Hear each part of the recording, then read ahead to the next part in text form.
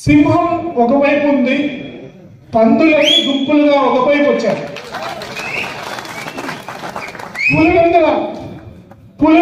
పులిని ఎదుర్కోవడానికి ఒక పెద్ద గుంపు తయారైపోతుంది. ఆ గుంపులో సిగ్గు, లజ్జ, మానం, మర్యాద ఏమీ లేని వాళ్ళందరూ కూడా, అంటే వీళ్ళను రాజకీయ వ్యభిచారులు అంటారు. ఆ వ్యభిచారాన్ని, ఈరోజు రాజకీయ వ్యభిచారాన్ని ఆ నాయకులు చేస్తున్నారు. ఒక్కటే ఒక భయం, మళ్ళీ జగన్మోహన్ రెడ్డి ఎక్కడొస్తాడో, మళ్ళీ మా వర్గాలన్నీ ప్రజలకు ఎక్కడ దూరం అవుతాయో, మాకు ఏ విధంగా అధికారాన్ని చేజిక్కించుకోవాలని రకరకాల ప్రయత్నాలు, ఎన్ని కుటిల ప్రయత్నాలు అన్నీ చేస్తున్నారు. వాళ్ళు అన్ని ఉపయోగిస్తున్నారు. కలవని వాళ్ళని కూడా కలుస్తున్నారు, పెట్టుకొని పొత్తులను కూడా పెట్టుకుంటున్నారు. ఇంత జరుగుతుంటే ఈ రాష్ట్రంలో ప్రతి ఒక్క వైఎస్ఆర్సీపీ కార్యకర్త కూడా మనము ఏ విధంగా పనిచేయాలి, మన మెజారిటీ ఏ విధంగా పెంచుకోవాలి, 175కు 175 ఎందుకు సాధించకూడదు అని ప్రతి ఒక్కరూ ఆలోచించాలి. కృతజ్ఞతాభావం, ఒక రుచి ఎలా చెప్పాలంటే, ఒక సాగు అలా నడుచుకుంటూ వెళ్తుంటే నీళ్ళల్లో ఒక తేలు కొట్టుకుపోతుంది. వరద వస్తే కొట్టుకుపోతుంటే ఈ సాధువు కదా ఆ తేలుని కాపాడదాం, చచ్చిపోతుందేమో అని వెళ్ళి ఆ తేలిని ఇలా ముట్టుకున్నాడు. తేలు ఏం చేస్తుంది? తక్కువని కుట్టగానే ఇలా వదిలేశాడు. మళ్ళీ కొట్టుకుపోతుంది.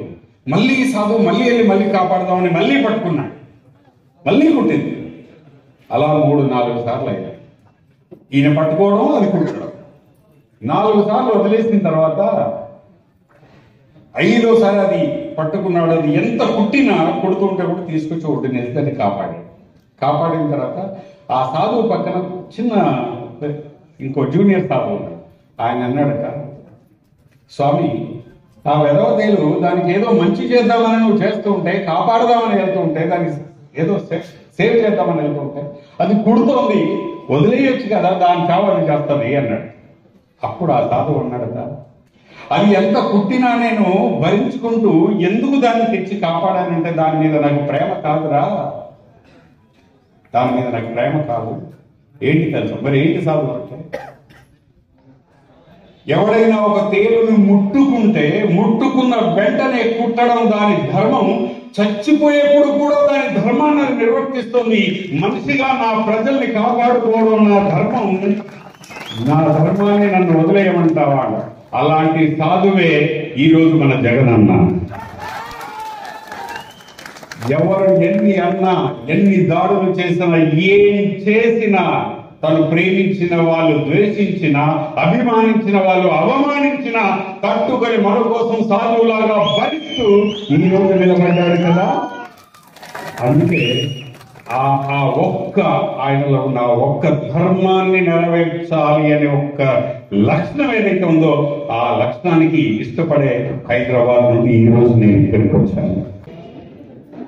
మన దివంగత రాజశేఖర రెడ్డి గారు ఆ రోజు ఉచిత విద్య చేయడము, అంటే ఫీజు రీంబర్స్ చేయడం వల్ల అది గత ప్రభుత్వంలో సరిగా డబ్బులు చెల్లించలేకపోతే కూడా జగన్మోహన్ అయిన తర్వాత మళ్ళీ ఆ పాత బాకీలు చెల్లిస్తూ ఎంతో మంది 2005 నుంచి ఎంతో మంది విద్యావంతులు అయ్యారు. చాలా మంది ఉద్యోగాలు లాగా చాలా ఇబ్బంది పడతారు. మన జగన్మోహన్ రెడ్డి గారు ముఖ్యమంత్రి అయిన తర్వాత ఒక సచివాలయ సిబ్బందికే దాదాపు 1,30,000 మందిని తీసుకున్నారు. అదేవిధంగా వాలంటీర్ వ్యవస్థను చాలా డెవలప్ చేశారు. నిజంగా చెప్పాలంటే హాస్పిటల్స్ డాక్టర్స్ రిక్రూట్ చేశారు, నర్సులు రిక్రూట్ చేశారు, చాలా ఉద్యోగాలు ఇచ్చారు. ఇంటికి ఏదో ఒక పథకం ఖచ్చితంగా ఇంటికి వచ్చింది. లేని పథకం రాని ఇల్లు అంటూ ఉండనే ఉండదు.